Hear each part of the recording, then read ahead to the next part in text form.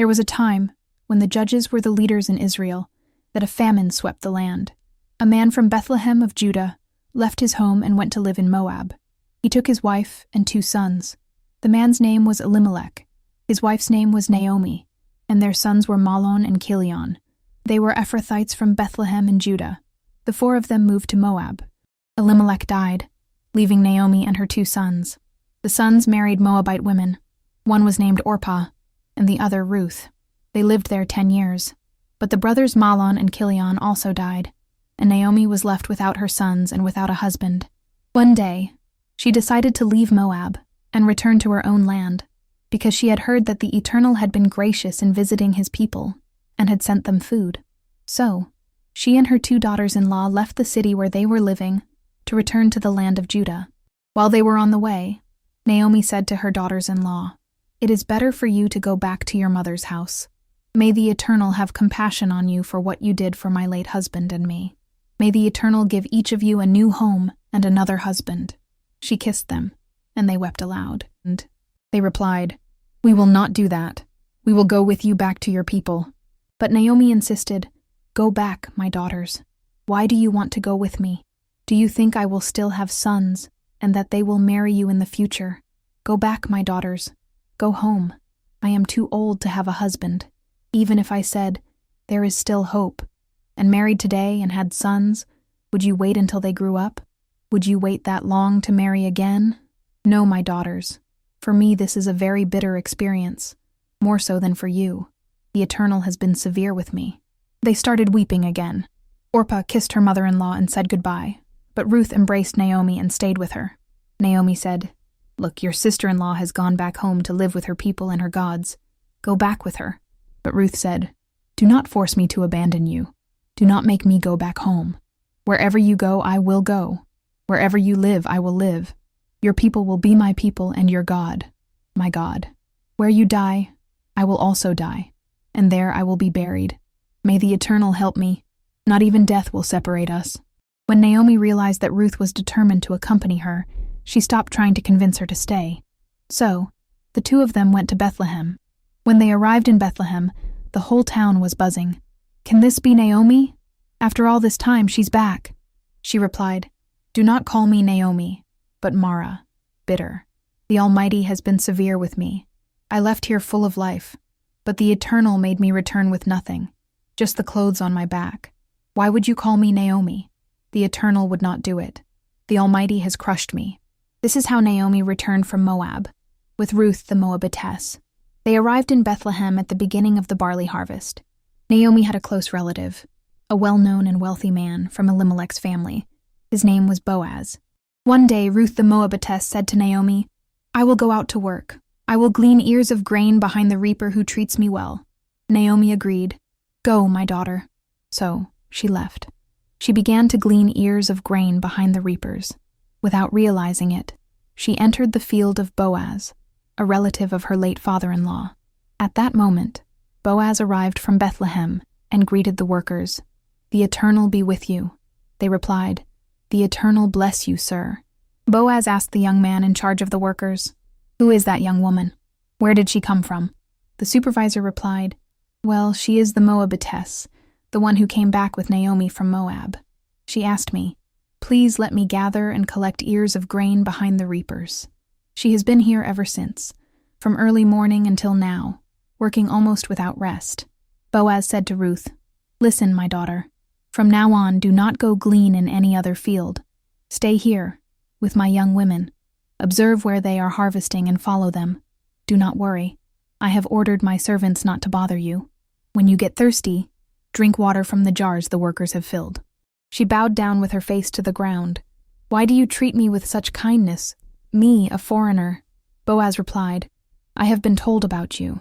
I heard that you treated your mother-in-law well after your father-in-law died, and that you left your father, your mother, and your native land to live among strangers.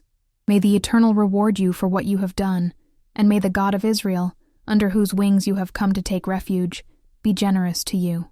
She said, "Sir, what generosity and kindness! I do not deserve it. I am moved to be treated this way, for I am not even from here." At mealtime, Boaz invited her. "Come here, Eat a piece of bread and dip it in the wine." She joined the workers. Boaz passed the roasted grain to her. She ate her portion, and there was still some left over. When she got up to return to work, Boaz gave orders to his servants. "Let her glean where there is still plenty of grain on the ground. Make the work easier for her.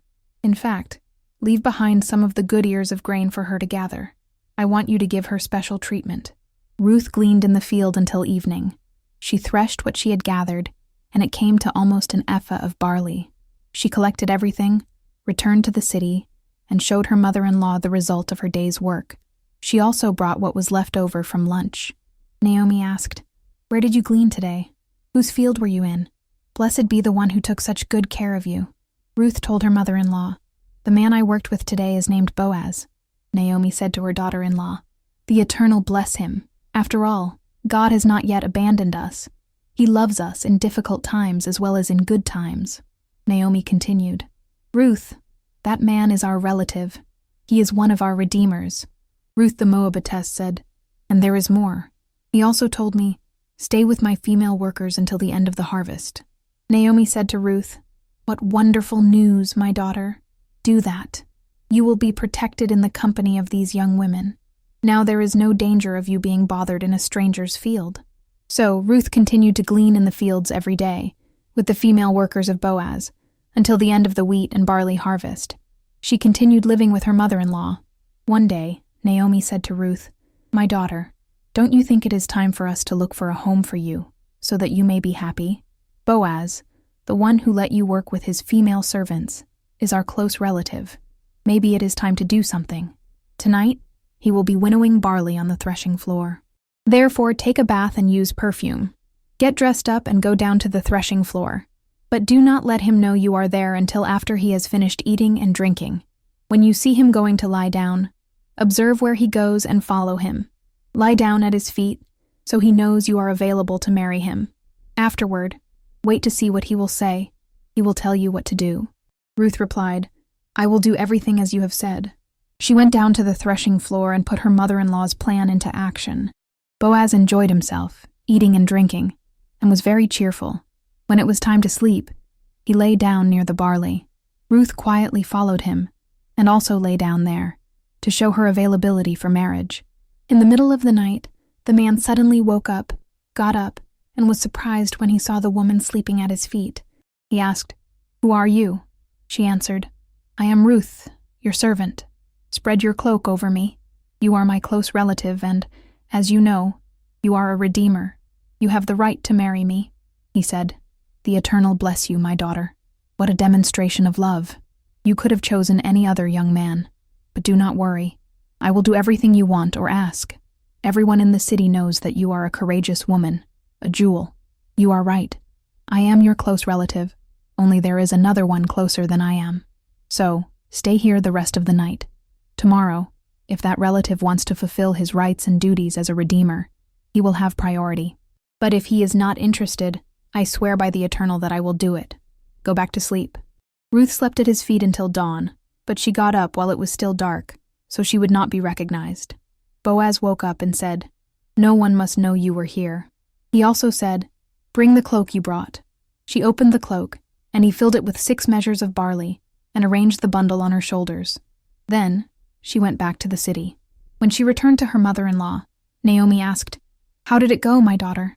Ruth told her everything the man had done and said, "He gave me all this barley, 6 measures, because he told me, 'You must not go back to your mother-in-law empty-handed.'" Naomi said, "Now rest, my daughter, until we see what happens. This man will not waste time. Pay attention to what I am saying. He will resolve the matter today." Boaz went straight to the city gate and waited. Soon, the closer relative whom Boaz had mentioned appeared. Boaz called him. "Come here, friend. Sit down." The man obeyed him. Boaz called 10 leaders of the city and said, "Sit down with us. We need to discuss a matter." They sat down.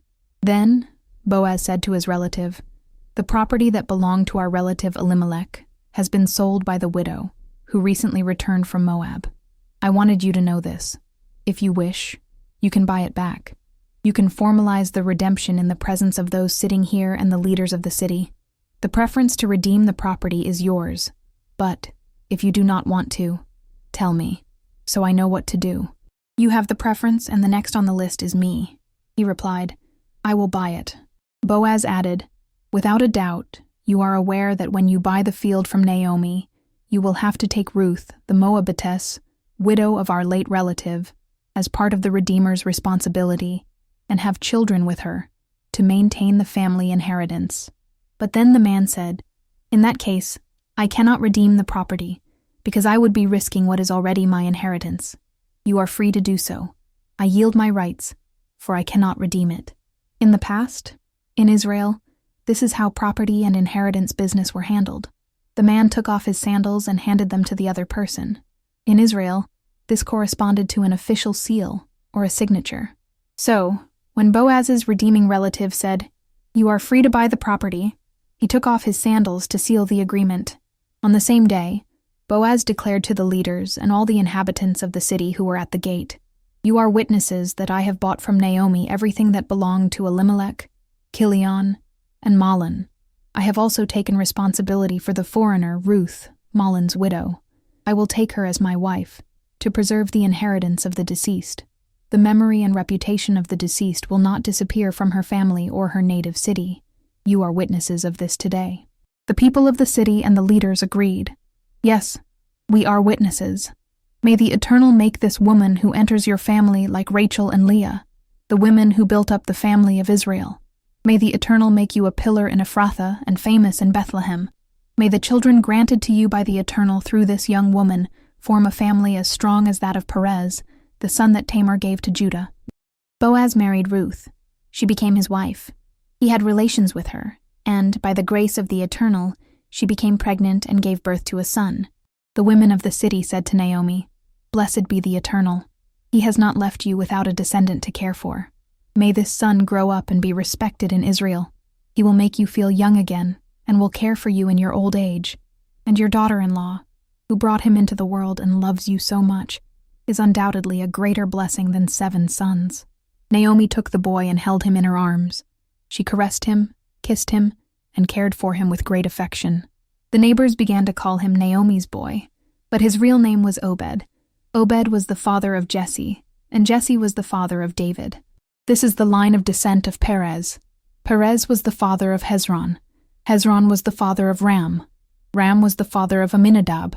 Amminadab was the father of Nahshon. Nahshon was the father of Salmon. Salmon was the father of Boaz. Boaz was the father of Obed. Obed was the father of Jesse. Jesse was the father of David.